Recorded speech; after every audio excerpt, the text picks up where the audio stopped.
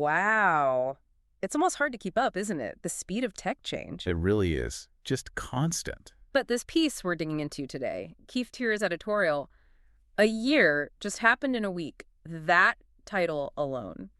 He's arguing this last week in AI wasn't just fast, it was like a great leap forward. Yeah, that framing definitely sets the tone. And honestly, when you look at this specifics, peer covers in his That Was the Week newsletter, you kind of get that feeling like warp speed. Totally. So this deep dive is really about unpacking his perspective, right? Using his editorial to sort of map out these huge AI shifts that feel like they just landed. Exactly. He pulls out these key areas, and that's what we'll focus on. Right. So the AI models themselves, how they've advanced. Then there's this really interesting strategic stuff around hardware. Big moves there. And of course, the money, what the VC world is doing with AI, plus how it's hitting the workplace. Which is huge for everyone listening, probably. Definitely. And finally, this bigger debate about where AI is heading. Is it open? Is it closed? The whole ecosystem question. Yeah. So think of this as your shortcut, maybe. Getting up to speed on a lot of change fast. Okay, so let's jump in. The actual AI tech. Tier says we've hit a real turning point. It's not just concepts anymore. Right. That's the key thing. It's moved from what if to, here it is, like deeply embedded assistants that can actually work alongside you for hours. He mentions Anthropic's Claude Opus 4. Yeah, that one apparently did these coding sessions, like 7 hours straight, no human needed, and hit new scores, 72.5% on SWE bench, I think it was. 7 hours. Yeah. And VentureBeat apparently said Anthropic is like reshaping the landscape, pushing what machines can do in collaboration, sustained collaboration. So it's not just do this task, it's work with me on this project. Pretty much, like a real partner almost, not just a tool. And it's not just Anthropic, right? Google's in the mix too. Gemini 2.5 Pro in this deep think mode, what's that about? Well, deep think sounds interesting because VentureBeat described it as the AI looking at multiple possible answers before giving you one. Okay, so it's thinking it through more, not just the first thing that comes to mind. Exactly. More. Yeah. Considered. More nuanced problem solving, potentially. So you put Claude Samida together with Gemini's deeper reasoning. And you can see why Terry feels like this is a major shift. Yeah. A shift in productivity, how we interact with tech. It feels more robust, more reliable, maybe. Okay, but Terry doesn't just stop at the software, does he? This is where it gets really, really interesting for me. The hardware angle. Oh, yeah. The big one. OpenAI dropping, what was it, $6.5 billion on Jony Ive's startup IO. That's not pocket change. No kidding. Their biggest deal ever, apparently. And Tier flags this as a huge strategic pivot, doesn't he?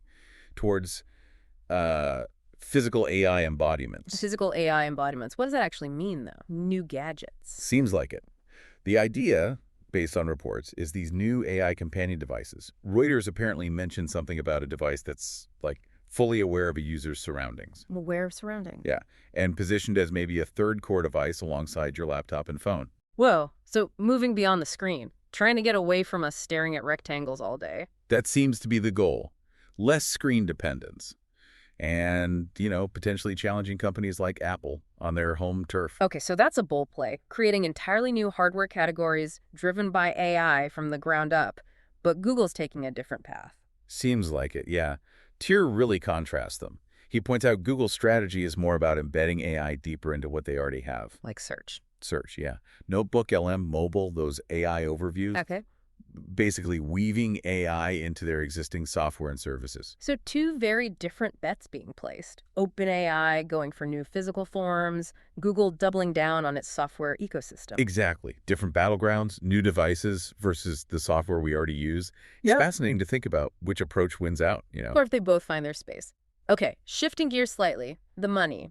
Ter looks at the venture capital side. Where are the investors putting their chips? Well, the headline is, a lot of chips are going into AI. Tier mentions it's blown past $100 billion just in 2024. $100 billion. Yeah. And that's like a third of all global VC money right now, he says.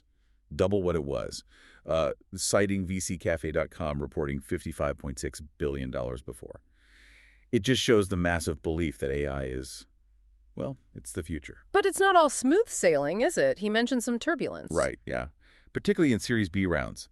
Seems like there's some volatility there, maybe a bit of a market correction, focusing more on who can actually make money, not just grow fast. Efficiency and profit becoming more important.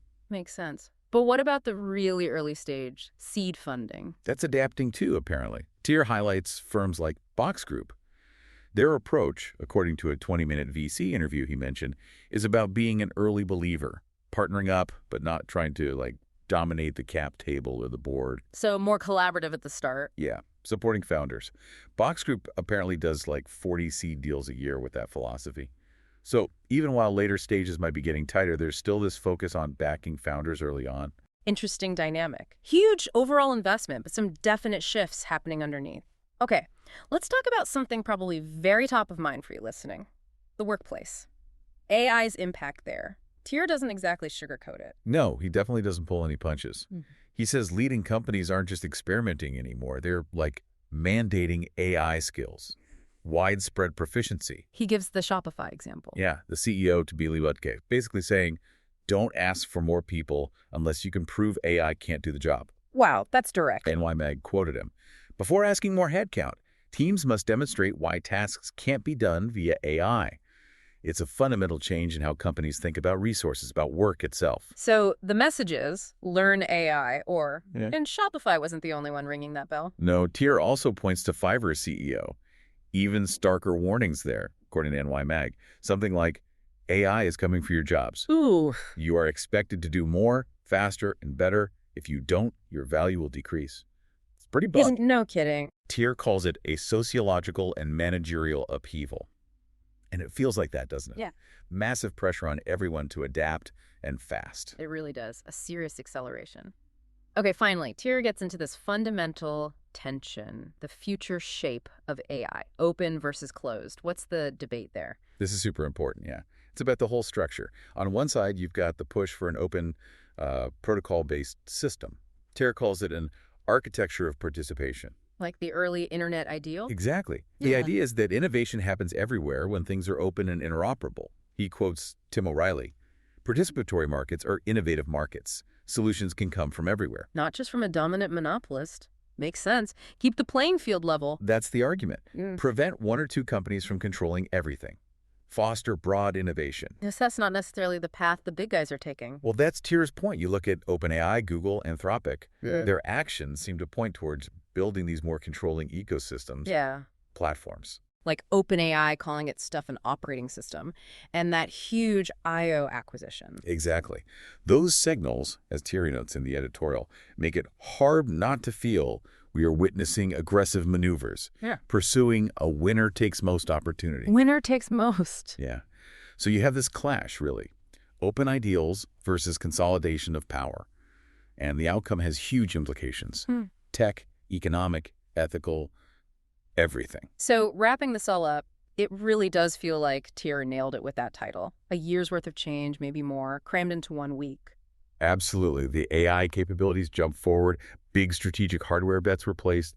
VCs are pouring money in, but maybe getting pickier. Workplaces are getting shaken up. For this fundamental fight over the future architecture is heating up. Yeah, his editorial really captures this feeling of hitting an inflection point. All these different threads converging at once. It's a lot. It really is. Which leads to those big questions Tier leaves us with, right?